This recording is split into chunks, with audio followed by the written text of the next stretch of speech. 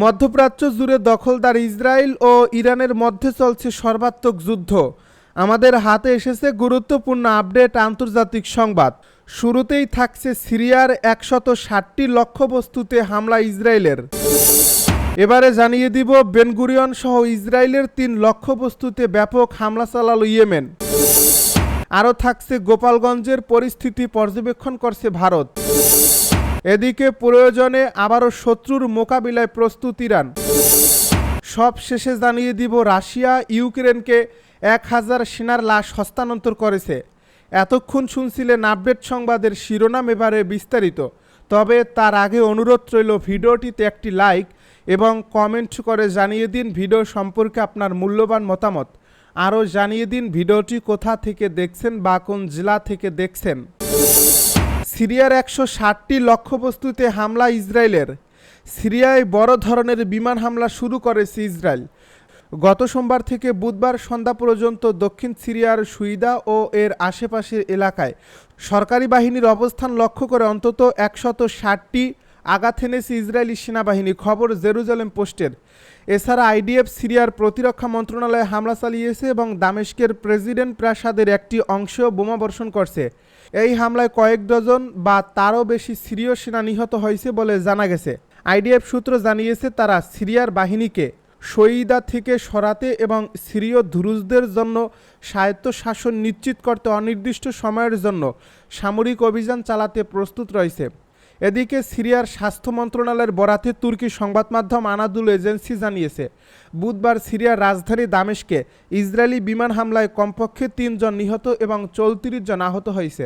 সিরিয়ার রাষ্ট্রীয় সংবাদ সংস্থা সানা জানিয়েছে ইসরায়েলি যুদ্ধবিমান জেনারেল স্টাফ কমপ্লেক্স এবং প্রেসিডেন্ট প্রাসাদ কাশার আল শাবে হামলা চালিয়েছে।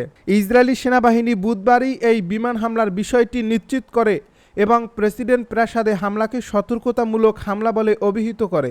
সামাজিক যোগাযোগ মাধ্যমে বহু ভিডিও ছড়িয়ে পড়েছে যেখানে দামেস্কে ইসরায়েলি হামলার মুহূর্তগুলো দেখানো হয়েছে, যেখানে এলাকা থেকে ধোঁয়া উঠছে। বেনগুরিয়ন সহ ইসরায়েলের ৩ লক্ষ্যবস্তুতে ব্যাপক হামলা চালালো ইয়েমেন। ইসরায়েলের ৩টি সংবেদনশীল লক্ষ্যবস্তুতে একটি ব্যালিস্টিক ক্ষেপণাস্ত্র এবং ৪টি ড্রোন নিক্ষেপ করেছে হুতি নিয়ন্ত্রিত ইয়েমেনের সশস্ত্র বাহিনী। বুধবার এক বিবৃতিতে এই ঘোষণা দিয়েছে হুতি যোদ্ধারা, খবর মেহের নিউজের। এ লক্ষ্যবস্তুগুলো হলো ইসরায়েলের সবচেয়ে গুরুত্বপূর্ণ বিমানবন্দর বেন গুরিয়ন, নেঘেব মরুভূমিতে একটি ইসরায়েলি সামরিক স্থাপনা এবং অধিকৃত ইলাতে ইসরায়েলি সরকারের একমাত্র লোহিত সাগর বন্দর। হুতির মুখপাত্র ব্রিগেডিয়ার জেনারেল ইয়াহিয়া সারি বলেন, প্রথম এ অভিযানে বিমানবন্দরে জুলফিকার ধরনের একটি ব্যালিস্টিক ক্ষেপণাস্ত্র নিক্ষেপ করা হয়। তিনি আরও বলেন, এই হামলার ফলে সুনির্দিষ্টভাবে আঘাত হানা হয়, যার ফলে ইসরায়েল সরকারের লাখ লাখ অবৈধ বসতি স্থাপনকারী আশ্রয় নিতে বাধ্য হয়।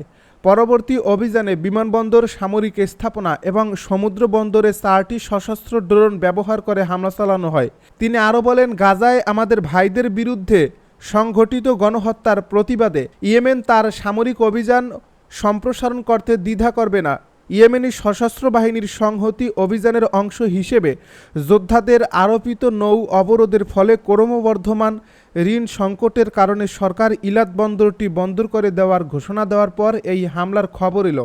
কর্মকর্তারা স্বীকার করেছেন, দীর্ঘস্থায়ী অবরোধ বন্দরের কার্যকলাপকে কার্যকরভাবে বিকল করে দিয়েছে, যা একসময় শাসনের সামুদ্রিক বাণিজ্যের জন্য গুরুত্বপূর্ণ ছিল। গোপালগঞ্জের পরিস্থিতি পর্যবেক্ষণ করছে ভারত। গোপালগঞ্জে জাতীয় নাগরিক পার্টির জুলাই পদযাত্রা ঘিরে বুধবার দফায় দফায় হামলা, ভাঙচুর, অগ্নিসংযোগ ও ককটেল বিস্ফোরণের ঘটনায় অন্তত ৪ জনের প্রাণহানি ঘটেছে। নিষিদ্ধ ছাত্রলীগ ও আওয়ামী লীগের নেতাকর্মীরা দিনভর তাণ্ডব চালিয়েছেন জেলাটিতে।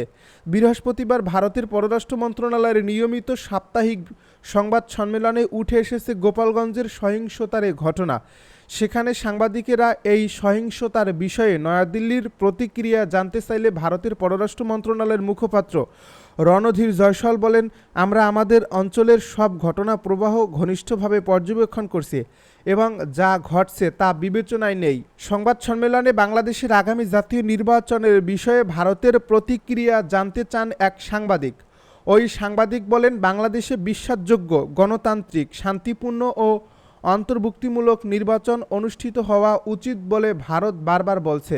বর্তমানে বাংলাদেশের অন্তর্বর্তীকালীন সরকারের প্রধান উপদেষ্টা ও একটি প্রধান রাজনৈতিক দল আগামী বছরের শুরু কিংবা ফেব্রুয়ারির শুরুতে নির্বাচন আয়োজনের বিষয়ে একমত হয়েছে।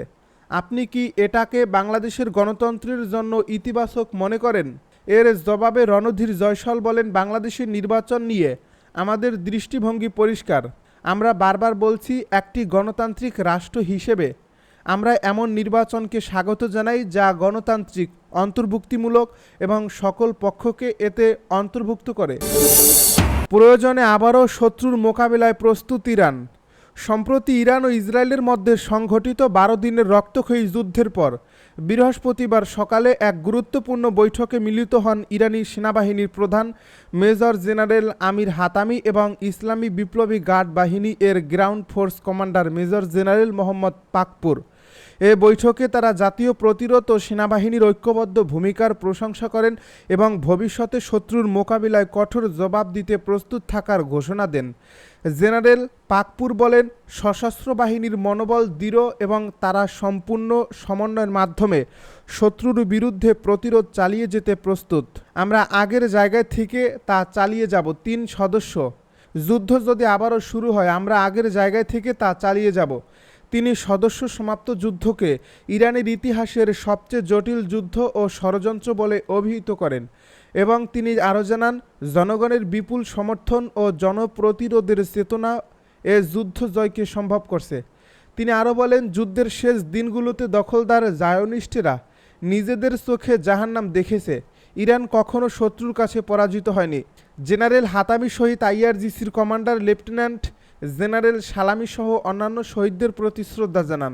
তিনি আরও বলেন, এই বীরেরা শুধু সেনাবাহিনীকে শক্তিশালী করেননি, বরং সেনাবাহিনী ও আইআরজিসির মধ্যে পারস্পরিক সহযোগিতার এক নতুন অধ্যায় শুরু করেছিলেন। তিনি ইসরায়েলকে আঞ্চলিক শান্তি ও নিরাপত্তার জন্য প্রধান হুমকি হিসেবে আখ্যা দিয়ে বলেন, জায়নিস্ট শাসন ব্যবস্থা মুসলিম বিশ্বের বিভাজন সৃষ্টি করে এবং সুযোগ পেলে অন্য দেশগুলোকেও আক্রমণ করবে। এ বৈঠকে উভয় কমান্ডারই জানান, ইরানি সেনাবাহিনী ও আইআরজিসি একযোগে ইরানের নিরাপত্তা, মর্যাদা ও স্বাধীনতা রক্ষায় কাজ করবে। জেনারেল হাতামি বলেন, আমরা আল্লাহর সাহায্যে এবং জনগণের শক্তিতে ইরানের পতাকা উঁচিয়ে রাখব। গত সপ্তাহে ইরান ও ইসরায়েলের মধ্যে ঘটে যাওয়া 12 দিনের যুদ্ধ আন্তর্জাতিক অঙ্গনে ব্যাপক উদ্বেগ তৈরি করছে। ইরানের পক্ষ থেকে এই যুদ্ধ শেষে স্পষ্ট বার্তা এসেছে, যুদ্ধ থামলেও প্রতিরোধ থামেনি। তারা এখন আগের চেয়েও বেশি সংগঠিত এবং প্রস্তুত। রাশিয়া ইউক্রেনকে 1000 সেনার লাশ হস্তান্তর করেছে। গত মাসে অনুষ্ঠিত শান্তি আলোচনার অংশ হিসেবে গৃহীত একটি চুক্তির আওতায় রাশিয়া বৃহস্পতিবার ইউক্রেনকে 1000 সেনার লাশ হস্তান্তর করছে। ইস্তাম্বুলে মস্কো ও কিয়েভের মধ্যে অনুষ্ঠিত 2 দফা শান্তি আলোচনায় যুদ্ধবিরতির বিষয়ে কোনো অগ্রগতি না হলেও ব্যাপক হারে বন্দি বিনিময় এবং নিহত সেনাদের লাশ ফেরত দেওয়ার বিষয়ে চুক্তি হয়েছে।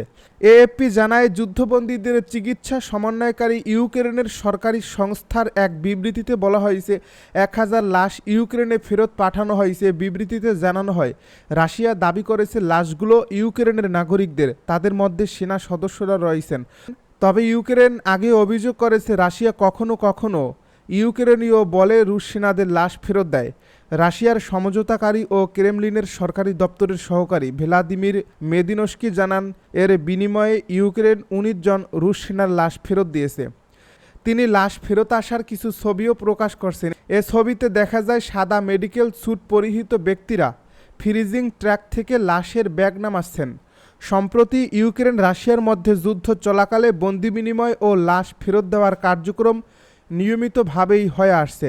এটি দুই পক্ষের মধ্যে কয়েকটি সফল কূটনৈতিক উদ্যোগের মধ্যে এটি অন্যতম।